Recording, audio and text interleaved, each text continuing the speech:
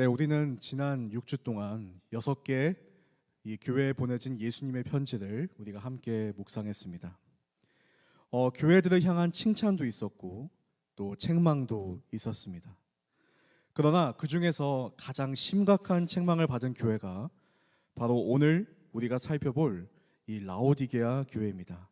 이 16절 말씀을 우리가 보면 내가 이렇게 미지근해 차지도 않고 뜨겁지도 않으니 내가 너를 내 입에서 뱉어낼 것이다 라며 이 주님이 입에서 뱉어낸다라는 거친 표현까지 쓰시면서 라오디게아 교회를 책망하신 모습을 보게 됩니다.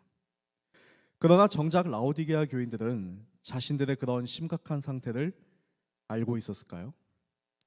오늘 말씀은 분명하게 그들이 알지 못한다라고 기록하고 있습니다.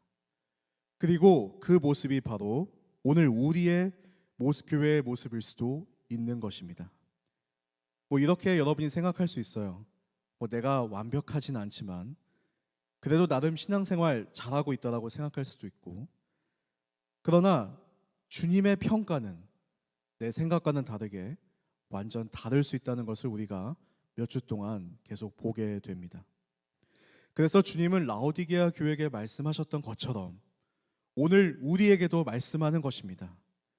우리의 믿음을 금같이 정결하게 하기 원하신다고 말씀하시고, 흰 옷을 입혀서 우리의 영적인 수치를 씻기길 원하신다고 말씀하시며, 무엇보다 우리가 영적으로 눈이 띄어져서 정말 하나님의 뜻을 볼 수 있고 또 우리의 부족한 면을 발견할 수 있도록 열어주시길 원하신다고 말씀하고 계십니다.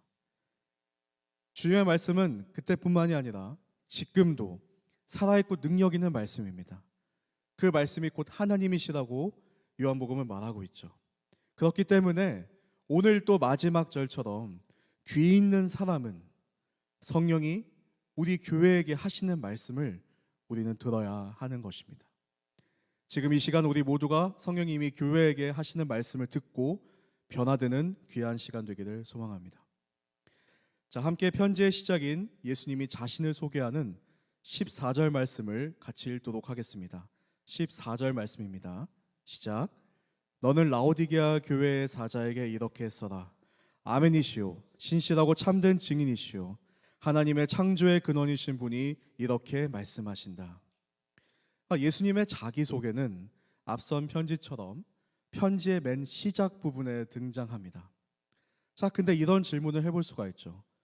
왜 매번 자신을 소개하는 이유가 무엇일까요? 당시에 요한계시록은 한 편지가 쓰여진 다음에 지금 교회의 순서대로 돌아가면서 이 편지를 읽어보았습니다. 그러니까 라오디게아 교인들도 앞선 6개의 주님에 대한 소개를 이미 읽은 상황인 것이죠. 그러니까 7번이나 주님께서 자신을 다르게 소개하신 이유가 무엇일까? 우리는 먼저 살펴보아야 하는 것입니다. 그 이유는 소개가 곧 편지를 쓴 목적을 나타내기 때문입니다. 그러니까 라오디게아 교회에 하신 소개는 라오디게아 교회에게 말씀하시고자 하는 그 편지의 목적을 나타내고 있는 것입니다. 자, 오늘 주님의 소개를 보면요, 첫 번째 아멘이시오, 두 번째 신실하고 참된 증인이시오, 그리고 세 번째이자 마지막은 하나님의 창조의 근원이신 분이라고 소개하고 있습니다. 이 첫 번째 아멘의 뜻이 바로 두 번째 소개인 신실하고 참된 증인이라는 것이죠. 그러니까 2번이 1번을 풀어서 소개하는 것을 우리가 볼 수 있습니다. 자, 그렇다면 3번에 하나님의 창조의 근원이신 분은 앞선 두 개와는 어떤 연관이 있을까요? 그것은 아멘이신 이라는 표현을 인용한 이사야서 65장에 그 답이 있습니다. 이 이사야서 65장은 첫 창조의 타락을 하나님이 보시고 나서 이를 회복하시기 위해 반드시 새로운 창조를 이루실 분, 그 약속을 반드시 이행하시는 분이다라는 의미로 아멘의 하나님이라고 자신을 호칭하였습니다. 그러니까 요한계시록도 이 이사야서 65장을 인용해서 만물을 새롭게 하기 위해 오신 예수님으로 소개하기 때문에 새 창조와 연결해서 주님을 아멘이신 분으로 소개하고 있는 것입니다. 자, 제가 앞서 말씀드린 것처럼 주님의 자기소개는 곧 편지를 쓴 목적이라고 말씀드렸습니다.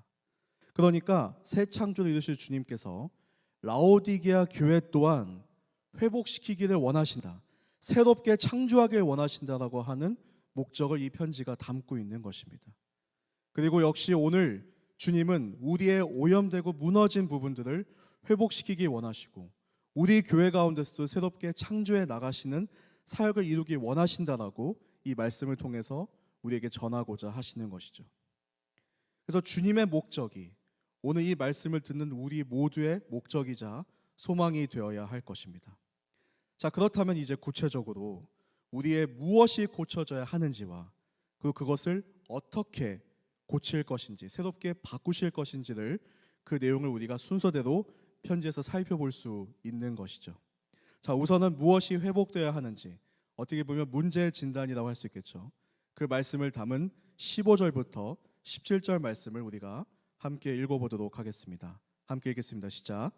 나는 내 행위들을 알고 있는데 너는 차지도 않고 뜨겁지도 않다. 나는 내가 차든지 뜨겁든지 하기를 바란다. 내가 이렇게 미지근해 차지도 않고 뜨겁지도 않으니 내가 너를 내 입에서 뱉어낼 것이다. 내가 말하기를 나는 부자라 풍족해서 부족한 것이 하나도 없다고 하나 너는 자신이 비참하고 불쌍하고 가난하고 눈멀고 벌거벗은 사람임을 알지 못한다. 차지도 않고 뜨겁지도 않다는 그 말의 의미는 분명하지 않다라는 것입니다. 그러면 무엇이 분명하지 않았을까요? 바로 주님만을 온전히 섬기겠다는 분명한 결단과 실천이 그들의 삶에는 없었습니다. 즉 세상과 타협하는 삶, 오염된 신앙인의 삶을 살았다라고 볼 수 있는 것이죠. 이제 그것을 분명하게 보여주는 구절이 바로 좀 전에 읽었던 17절의 구절입니다. 나는 부자라 풍족해서 부족한 것이 하나도 없다는 이 라오디게아 성도들의 말 속에는 그들이 물질적으로 부유했음을 보여줍니다. 그런데 여러분들 이전에 다룬 교회에서도 보았지만 이 로마 시대 때 상업 활동을 하려면 이 조합에 가입을 해야 됐었습니다. 그리고 그 조합은 경제 공동체일 뿐만이 아니라 자신의 수호신을 섬기는 종교 공동체이기도 합니다. 그러기에 조합원으로 활동한다는 것 자체가 단지 상업적인 활동이 아닌 우상 숭배가 불가피했다는 것을 볼 수가 있습니다. 근데 진짜 문제는 우상 숭배에 대해서 이 라오디게아 교인들이 자기가 먹고 살아야 되니까 어떻게 해야지 하면서 괴로워하거나 어떻게 해야 될지에 대한 고민을 하고 있는 모습이 아니라 오히려 자랑스러워했다는 것입니다. 축복받은 인생을 살고 있다라고 그들은 스스로를 평가했다라는 것이죠. 근데 주님은 이에 대해서 어떻게 생각하셨을까요? 주님은 17절 하반부에 라오디게아 성도들을 이렇게 소개하고 있죠. 본인들은 부유하다고 했지만 주님은 비참하고 불쌍하고 가난하고 눈멀고 벌거벗기까지 하더라고 이렇게 소개를 하고 계신 것입니다. 근데 더 안타까운 것은 자신들은 그런 처지에 있다는 것을 알지 못한다 라고까지 말씀하셨습니다. 그 상태에 놓인 것도 문제인데 더 큰 비극은 그들이 자신의 상태를 아예 인지하지 못하고 있다는 것입니다. 그러니까 그 원인도 그 심각성도 알지 못하면 아예 고칠 방법이 없습니다. 아예 회복될 방법이 없는 그런 상태인 것이죠. 근데 이것이 과연 라오디게아 교인들만의 문제일까요? 저는 우리 또한 충분히 이런 상황에 놓여 수 있다고 생각됩니다. 그렇기 때문에 그 이유를 꼭 찾아내야 하는 것이죠. 왜 그들이 깨닫지 못했을까? 왜 그 문제를 발견하지 못했을까에 대한 이유를 발견해야 우리도 그 문제에서 벗어날 수 있는 것입니다. 자, 저는 그 힌트가 18절에 있다고 생각이 듭니다. 저희 18절을 함께 읽어보도록 하겠습니다. 시작. 그러므로 내가 네게 경고한다. 내가 풍족하게 되려면 내게서 불로 정연된 금을 사거라. 너희 벌거벗은 수치를 드러내지 않으려면 흰옷을 사서 입어라. 내가 보고 싶으면 안약을 사서 내 눈을 발라라. 자, 말씀은요, 진정한 하나님이 주시는 풍족함을 누리려면 불로 정연한 금, 흰옷, 그리고 안약을 주님으로부터 사라고 말씀하십니다. 금, 그 다음에 돈이 있고, 그 다음에 이제 안약이 있고, 옷이 있고, 안약이 있는데, 큰 카테고리로 보면 금융, 의류, 그리고 의학을 볼 수가 있죠. 바로 이 세 가지가, 금융, 의류, 의학이 로마 제국 전역의 라오디게아 교회를, 그러니까 라오디게아를 유명하게 만든 대표 산업이었습니다. 그들의 주 수입원이자 부유한 삶의 원천이었기에 그들이 주님보다 더욱 의지하고 기대고 있었던 것이 바로 이 세 가지 산업이었던 것이죠.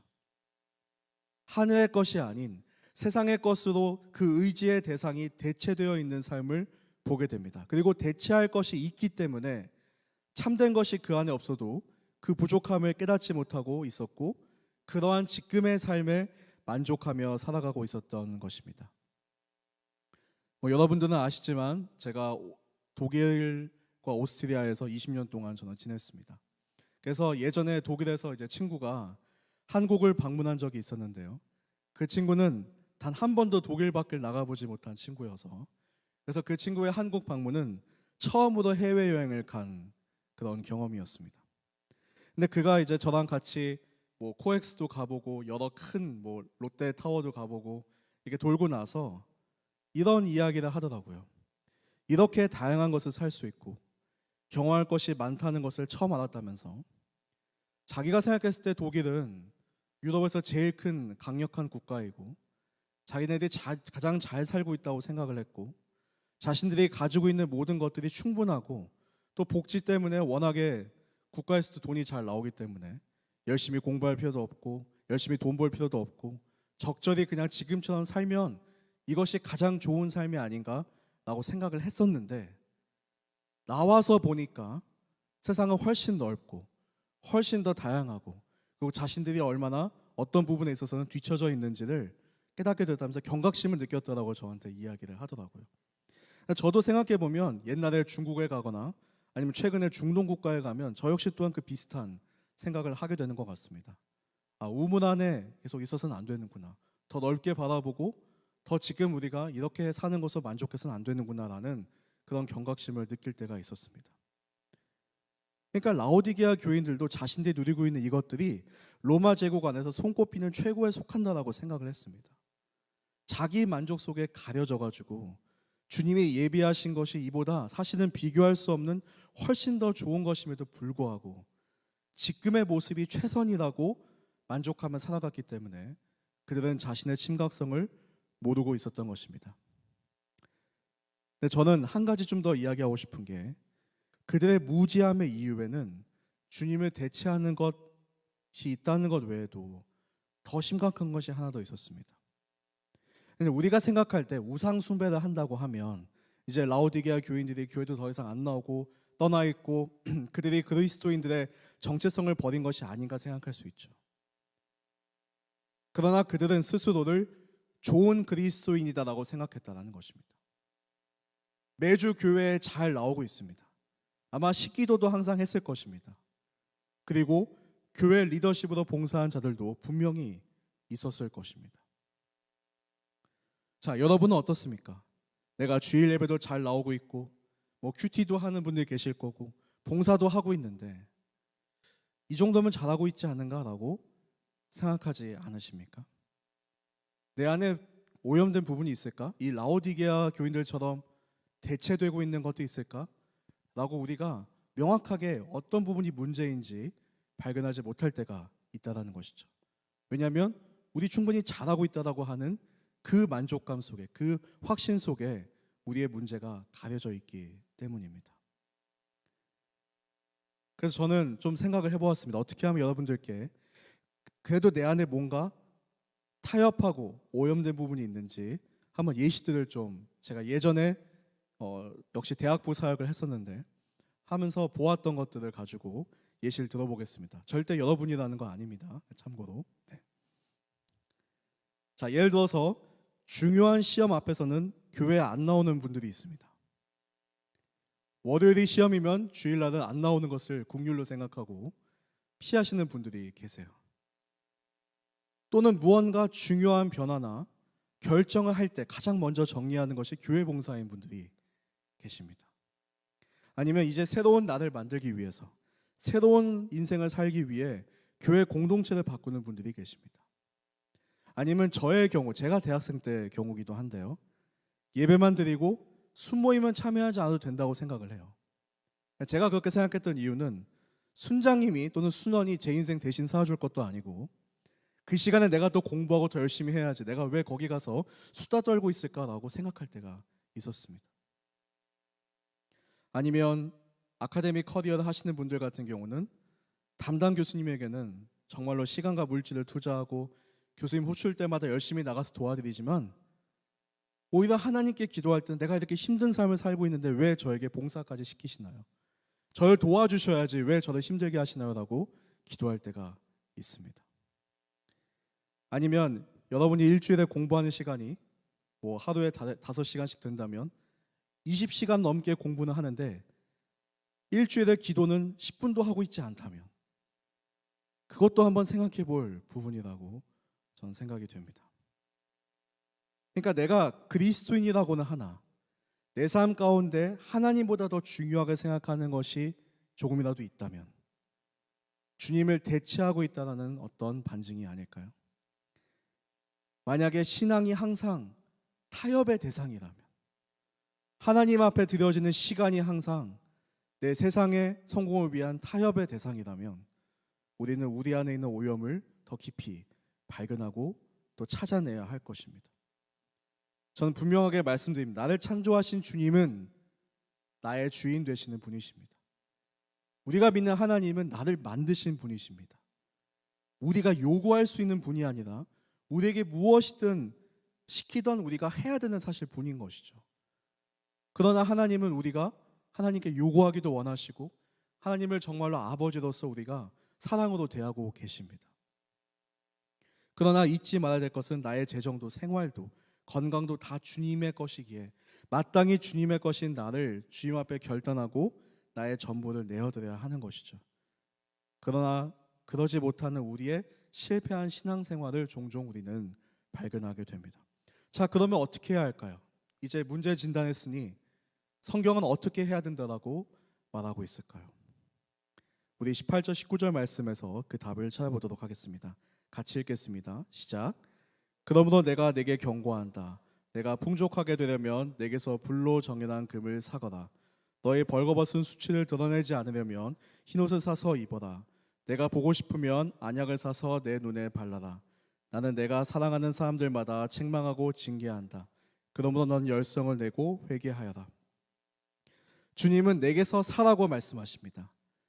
세상의 부로, 세상의 대체물들을 구입하던 라오디게아 교인에게, 사실 이거는 이사야서 55장의 말씀처럼 주님에게 값없이 와서 사라고 말씀하고 계십니다. 자, 그런데 어떻게 주님에게 우리가 금과 흰옷과 안약을 살 수 있을까요? 바로 사랑으로 책망하신 오늘 부분들, 내 안에 세밀한 음성을 주신 메시지에 우리가 열성을 내고 회개해야 하는 것입니다. 멈추라는 것은 멈추고 하라는 것은 하는, 더 이상 오염된 것에 대한 미온적인 태도가 아니라 명확한 결단이 우리 삶 가운데 실천되어져야 하는 것입니다. 특별히 우리가 7주 동안 주님의 책망을 들었습니다. 다양한 부분에 대한 주님의 책망이었습니다. 이것들을 다시 묵상해 보면서 내 가운데서는 어떤 부분이 연약하고 어떤 부분은 그래도 잘하고 있는지를 이 영적 진단이 우리에게 필요한 것이죠. 이 문제를 해결하는 데 있어서, 영적인 문제를 해결하는 것에 있어서 이제는 우리가 열심을 내어야 하는 것입니다. 열성을 내어야 하는 이유가 여기에, 열성적으로 회개하라고 오늘 말씀하시는 이유가 여기에 있는 것이죠. 그러나 단지 지금까지 미온적이기 때문에 열성을 내라고 말씀하시는 것은 아닙니다. 더 중요한 이유는 곧 주님께서 자신의 신부인 우리를, 또 교회를 데리러 오실 것이기 때문에 열성을 내서 지금 회개해야 된다라고 말씀하시는 것이죠. 우리 마지막으로 20과 21절 함께 읽도록 하겠습니다. 읽겠습니다. 시작. 보라, 내가 문 앞에 서서 두드리니 누구든지 내 음성을 듣고 문을 열면 내가 들어가서 그와 함께 먹고 그는 나와 함께 먹을 것이다. 이기는 사람에게는 내가 이긴 후에 내 아버지와 함께 그분의 보좌에 앉은 것 같이 내가 내 보좌에 나와 함께 앉게 할 것이다. 아멘. 자, 마지막 때 주님은 우리 문 앞에서 우리의 신랑으로서 문을 두드릴 것입니다. 이 사실 3장 20절, 지금 저희가 읽은 절은 요한계시록 통틀어서 가장 유명한 구절이죠. 특히 초반에 주님을 영접할 때 우리가 요한복음 1장 12절과 함께 가장 많이 읽고 또 외우는 구절이기도 합니다. 그러나 이 구절이 책망받은 라오디게아 교회에게 하신 편지의 일부이자 또 문맥상으로 볼 때 앞절은 책망과 회개, 뒷절은 최후의 승리를 한 사람들이 함께 영원히 주님과 보좌에 앉아가지고 이 땅을 다스리는 내용 안에 있다라고 생각해 보았을 때 이게 우리가 보통 상상하는 이 문 밖에서 들어오시지도 못하고 덜덜 떨고 계신 그런 연약한 주님이나 또는 우리를 인격적으로 대하셔서 기다리고 계시는 따뜻한 주님의 음성이라기보다는 신랑이신 예수님께서 이제 때가 되었으니 곧 우리를 데리러 오신다라는 이 종말론적이고 이 마라나타, 다시 오실 예수님의 의미를 담겨져 있는 이 당당한 주님의 모습을 우리가 여기서 볼 수 있는 것입니다. 이는 구약의 아가서 5장 2절을 인용한 내용이기도 합니다. 거기에 보면 솔로몬이 신랑이 신부를 데리러 와서 문을 두드리면서 같이 함께 하자라고 하는 구절이 등장을 합니다. 또는 신약 마태복음 25장에 보면 열처녀 비유 때도 동일하게 신랑이 신부를 데리러 오는 모습에서, 그리고 마지막으로 요한계시록 21장 2절 끝절에 보면 새 예루살렘을 신부가 신랑을 위해 단장한 것 같다는 맥락 속에서 보면 이 주님의 음성의 내용은 내가 도둑같이 밤에 찾아오기 전에 너는 깨어있고 회개하며 기다리라는 단호하고 분명한 말씀인 것입니다. 그렇게 영적으로 깨어있고 준비되어서 주님이 다시 오시길 기다리는 자들, 끝까지 이기는 자들이 21절 말씀처럼 결국 영광을 누리게 될 것이고 영원히 주님의 보좌에 함께 앉아서 이 땅을 다스릴 것이다라고 말씀하고 있는 것입니다. 결국 세상은 영원하지 않습니다. 언젠가는 없어지고 사라질 것입니다. 우리 또한 언젠가는 죽을 것입니다. 그렇지만 끝까지 신앙을 타협하지 아니하며 주님만을 섬기며 이기는 자들의 삶을 살아갈 때 우리는 영원히 사는 삶을, 진정한 가치 있는 삶을 경험하게 될 줄을 믿습니다. 사랑하는 여러분, 창조의 근원 되신 주님은 이미 시작된 하나님 나라, 그분의 새로운 창조에 우리가 동참하기를 원하십니다. 아직은 세상의 나라가 너무나도 커 보이고 두려워 보일 수 있습니다. 아직은 현실이 되게 크게 다가올 수 있습니다. 그러나 곧 완성되고 드러날 하나님의 나라는 비교할 수 없는 영원한 영광의 나라임을 우리는 기억하면서 곧 사라지고 없어질 것들에 매여 살아가서는 안 될 것입니다. 이런 생각할 수 있어요. 내가 지금 그나마 이렇게 살 수 있는 것은 그래도 괜찮은 직장에 들어가서, 아니면 다행히 장학금 받을 만한 머리가 있어서, 알바를 여러 개 뛸 수 있는 체력이 있어서라고 생각하고 있다면 그것들이 주님을 대체하고 있는지를 한번 돌아보아야 합니다. 그리고 회개해야 됩니다. 이제는 돌이켜야 합니다. 주님보다 더 앞서는 것이 내 안에 있는지 기도하면서 깊이 검증해 보아야 하는 것입니다. 깊이 기도할수록, 주님께 나아가겠다고 결단할수록 주님께서 우리 내면의 깊숙한 우상들을 보게 하실 것입니다. 성령님께서 오늘 우리에게 하시는 말씀을 우리는 들어야 하는 것입니다. 이제 주님께 모든 것을 맡겨드리고 주님의 뜻대로 살 때 우리는 지금까지 비교할 수 없는 놀라운 것을 경험하게 될 것입니다. 비천하고 수치스러운 삶을 살지 마십시오. 이기는 삶, 영광의 삶을 살아가십시오. 여러분을 향한 주님의 계획은 세상의 모든 계획들보다 훨씬 더 위대하고 아름답습니다. 언젠가 우리의 문을 두드리며 함께 가자고 오실 신랑이신 주님을, 다시 오심을 기다리며 그런 소망을 품는 저와 여러분, 그리고 우리 교회가 되기를 축복합니다.